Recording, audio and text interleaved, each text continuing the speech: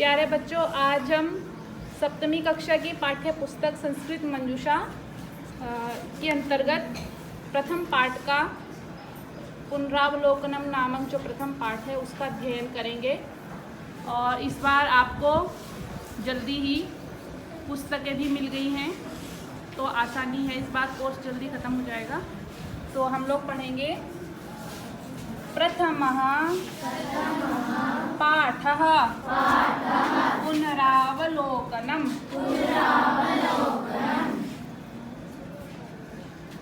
प्रथमः मैंने प्रथम, पाठः मैंने पाठ, पुनरावलोकनम ये आपका पाठ का नाम है, ठीक है। तो कह रहे हैं मुनिः आश्रमे निवसति। मुनि आश्रमे निवसतः। मुनयः आश्रमे निवसन्ति। इसकी हिंदी होगी मुनि ही। मैंने ये पाठ आपको एक बार पढ़ा दिया था, आज दोबारा आपकी आवृत्ति में करा रही हूँ। तो इसमें मुनि ही का मतलब एक मुनि, ठीक है।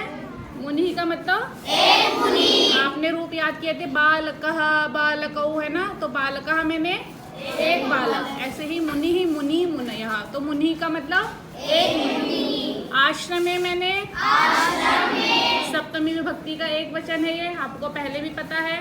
आश्रम में निवसति मैंने निवास करता है। एक मुनि आश्रम में निवास करता है। आपको आगे सभी को ये अब एक मुनि है तो हमने मुनि कह दिया। अब दो मुनि रह रहे होंगे तब क्या कहेंगे, तो उसके लिए बताया है मुनि, है ना। बड़ी की मात्रा जाएगी इसमें। आश्रमे निवसतः, जैसे आपने पठति पठतः, दो लड़कियां होंगी तो पठतः बोलते थे हम। बालिके पठतः बोलते थे ना, पीछे आप लोगों ने रूप याद किए हुए हैं। तो दो मुनि आश्रम में निवास करते हैं, सरल है। आगे चलते हैं। मुनयः आश्रमे निवसन्ति। मुनयः मैंने बहुत सारे मुनि आश्रम में निवास करते हैं, ये भी हो गया। आगे चलते हैं। गुरुः शिष्यान् पाठयति। कह रहे हैं गुरुः मैंने एक गुरु, है ना। शिष्यान मैंने बच्चों को, द्वितीय विभक्ति का बहुवचन है ये। शिष्यान मैंने बालकों को, शिष्यों को, बच्चों को। पाठयति मैंने पढ़ा रहे हैं। तो कह रहे गुरु शिष्यों को पढ़ा रहे हैं। वैसे तो होगा पढ़ाता है, पर पढ़ाता है अच्छा नहीं होता है बोलना। जब हम किसी बड़े को बोलते हैं तो उसको सम्मान में हम बहुवचन लगाकर ही बात करते हैं, है ना। मैडम जा रही हैं, ऐसे तो चलो ठीक लग रहा है, पर क्या है, टीचर जा रहा है, अच्छा लगता है। सर जा रहे हैं बोलते हैं ना आप लोग, तो बहुवचन में, इसलिए। दूसरा है गुरु कुट्याम निवसतः। तो गुरु क्या हो गया, द्विवचन हो गया, ठीक है। यहाँ पे गुरु पे बड़े ऊ की मात्रा है। कुट्याम मैंने कुटिया में, निवसतः मैंने रहते। दो गुरु कुटिया में निवास करते हैं। इसी प्रकार अब बहुवचन है, अगर बहुत सारे गुरु कर रहे होंगे तो हम कैसे बोलेंगे, तो गुरवः। कैसे बोलेंगे, योगाभ्यासम कुर्वन्ति। तो बहुत सारे गुरु योगाभ्यास मैंने प्राणायाम ध्यान, कुर्वन्ति मैंने कर रहे हैं। करोति इसकी एक क्रिया होती है, द्विवचन में होता है। करोति कुरुतः कुर्वन्ति, जैसे पठति पठतः पठन्ति, ऐसे कुर्वन्ति। आगे चलते हैं। पिता फलम ददाति। इसका मतलब है पिता मैंने पिता, फलम मैंने खाने का कोई भी फल, ददाति मैंने दे रहा है। एक पिता है वो फल दे रहा है। देखो यहाँ चित्र में एक पिता बना हुआ है, देखा है ना। अब दो लड़कियों के पिता हो एक साथ ही तो क्या कहेंगे, पितरौ फलानि दत्तः। दो पिता फलों को दे रहे हैं। इसके रूप चलेंगे ददाति दत्तः ददति, ठीक है। पितरः फलानि ददति। बहुत सारे पिता फलों को दे रहे हैं, बच्चों को बांट रहे हैं। बहुत सारे बच्चों के पिता आ गए हैं विद्यालय में कि आज चलो बच्चों को फल बांटते हैं, तो वो एक साथ बांट रहे हैं। तो बहुवचन में हम बोलेंगे पितरः फलानि ददति। आगे पढ़ते हैं। नदी प्रवहति। नदी मैंने नदी होता है, प्रवहति मैंने बह रही है। जैसे पठती है तो वहती है ना बच्चों, वहती है। वहती के आगे हमने क्या लगा दिया, प्रा उपसर्ग लगा दिया। उपसर्ग मैंने पिछली बार आपको बताए थे, प्रा उपसर्ग लगा दिया तो क्या बन गया, प्रवहती, है ना, नदी बह रही है। दूसरा है द्विवचन में अगर दो नदियां एक साथ बह रही हो तो क्या होगा, नद्यौ प्रवाहतः। सुनिए पहले आप लोग, क्योंकि आप लोग की प्रतियोगिता भी होगी तो उसके अंतर्गत आपको वाचन भी संस्कृत का शुद्ध आना चाहिए। संस्कृत वाचन प्रतियोगिता हुई थी ना पिछले वर्ष, लखनऊ संस्थान द्वारा आयोजित हुई थी, जो जिसमें बच्चे गए थे। तो वही प्रतियोगिता के लिए आपको संस्कृत शुद्ध पढ़नी भी आनी चाहिए अपनी पुस्तक, इसलिए मैं वाचन भी इसका कर रही हूँ। तो कहेंगे नद्यौ प्रवाहतः। नद्यौ मैंने दो नदियाँ, प्रवाहतः मैंने बह रही हैं, है ना। कई बार दो नदियाँ गंगा यमुना एक साथ बह रही हो त्रिवेणी उस संगम में। तीसरा है नद्यः प्रवहन्ति।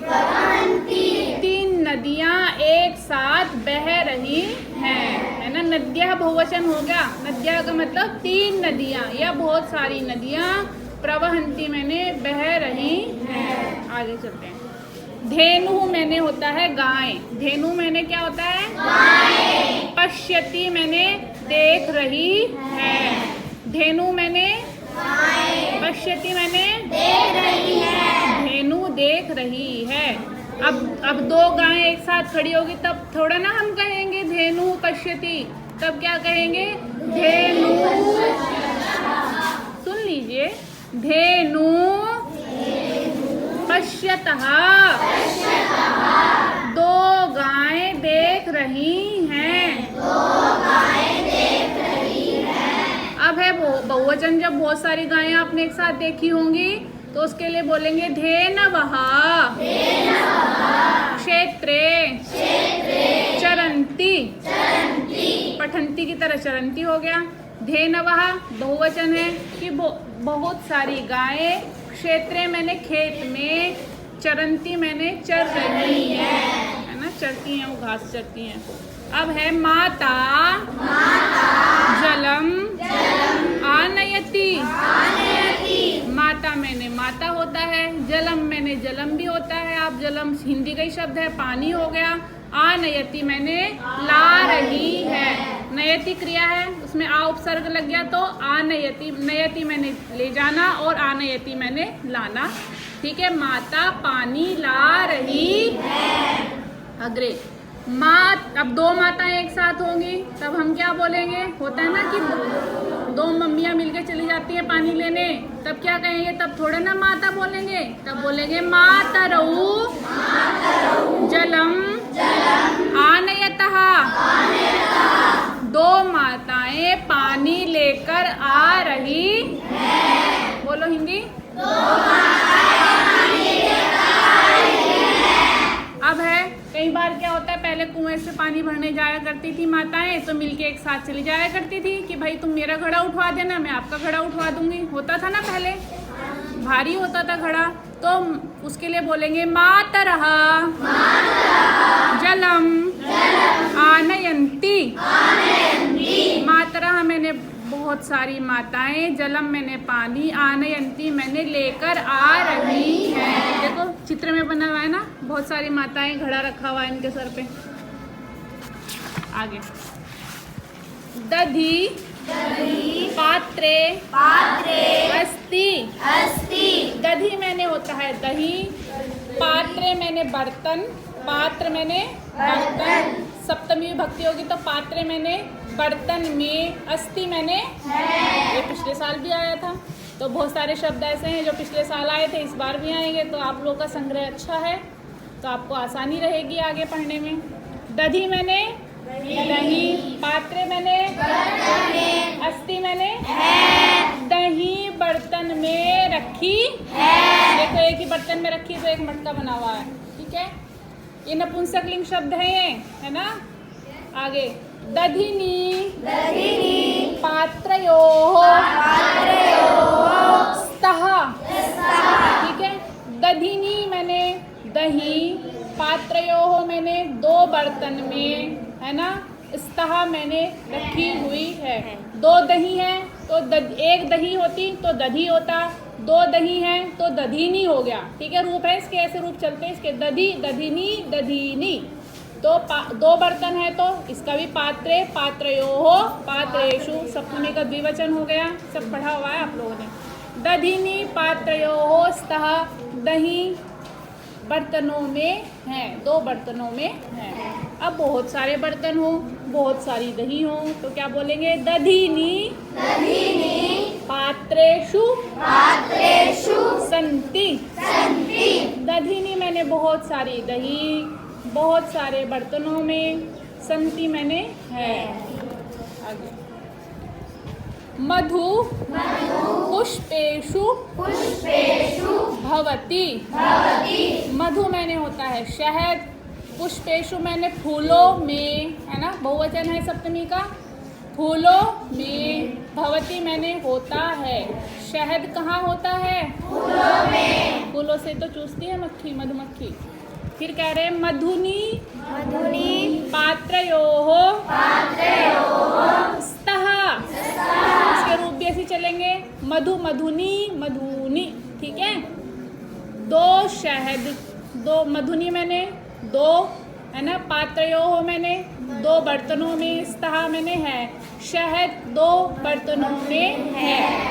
अब है मधुनी। मधुनी मैंने मधु शहद, है ना। मधुकोशेषु, मधु मैंने मधुकोश मैंने होता है भंडार। मधुकोशेषु मैंने किस में है? आपके इसमें दिया हुआ मक्खियों के छत्तों में, सन्ति मैंने है। बहुत सारा शहद कहाँ है? मक्खियों के छत्तों में है। मक्खी के छत्ते को क्या बोलते हैं? मधुकोशेषु। आप लोग को आज एक नई संस्कृत पता चली होगी। मधुमक्खी के छत्ते को क्या बोलते हैं? मधु मैंने होता है शहद और कोश मैंने होता है भंडार, है ना। कोशागार शब्द सुना होगा आप लोगों ने।